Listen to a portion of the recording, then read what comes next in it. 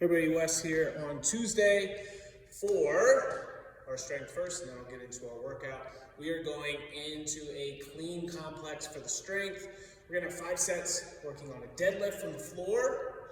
Whether or not you're working on that from a clean deadlift position or not is gonna be up to you. The coach will explain that in class. Well, we are working on building a clean from the ground. So we're gonna do a deadlift to lift it up. We're then gonna work on how we get past the knees with a below the knee hang power clean.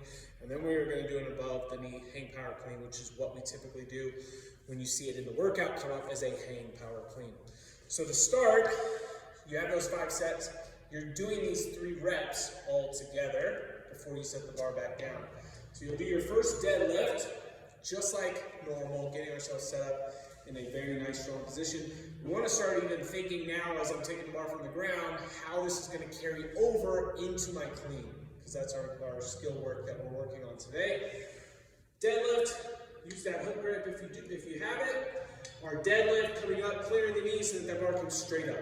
I'm thinking next how it's going to go up into the shrug, into those hips, so that I can get underneath the bar into my clean. The second rep is going to be a below the knee hang power clean. So you're going to hinge down as if you were completing that deadlift back to the ground until you get to below the knee.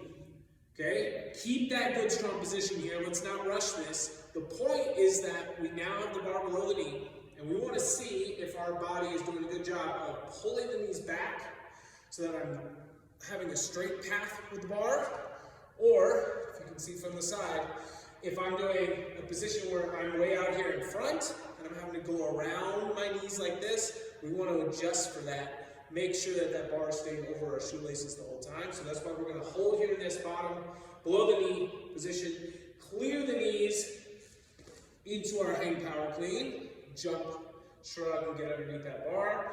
And then one above the knee. Okay, that should be a little bit easier position-wise, but still, if you're shooting those knees forward, we want to try to adjust that, have the same exact hinge, but now only go above the knee, bring the bar close to the body, into our hang power clean there. So don't be afraid to go a little bit lighter. Think about what those knees, what your legs, what your back position is doing on the cleans, especially when we're going around them with that below the knee position.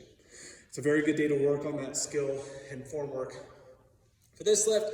So anytime we have cleans coming from the ground, you'll be that much more efficient in actually getting a straight bar path to get the bar up and then get underneath it. For the workout, we have a sprint workout, which means we gotta go fast. You do get rest in between, which is what we typically see on these sprints, is work really hard, get a little bit of rest, work really hard, and go from there. But we're gonna have 5 sets. We do have a 14-minute time window we want to try to finish all of this in, so we need to make sure we're not taking too long on these sets. But it's going to start with 10 hang power cleans. So you first have to get your good solid deadlift up to the hips, so that way we can go into our hang position for 10 reps. Now on this, different than the strength, you're going to want to try to find a foot position where you don't have to keep moving them in and out. So for me, I just go a little bit wider than my normal pulling position. I'm not as wide as my full squat, but kind of an in-between. I'll hinge, get underneath, and not have to pull those feet back in and out. But I have 10 of those. We then go to 20 back rack lunges. We saw this either last week or the week before. If we need to break this up, we definitely don't want to have to break it up once the bar's already on our back. So if we need to break up the cleans, maybe at 7 or 8 reps, and then finish the cleans, get the bar onto the back, then get set up for your lunges. You can go forward or reverse, but we want very good, strong lunge position. Any of my classes that you've been to and you've lunged, you know I'd rather see you lunge with less weight or body weight if that means we're going to have a good lunge.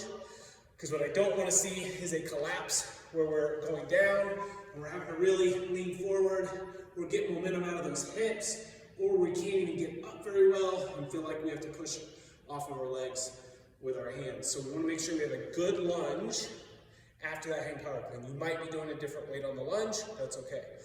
Especially because it's 20 of those lunges and we want to go fast.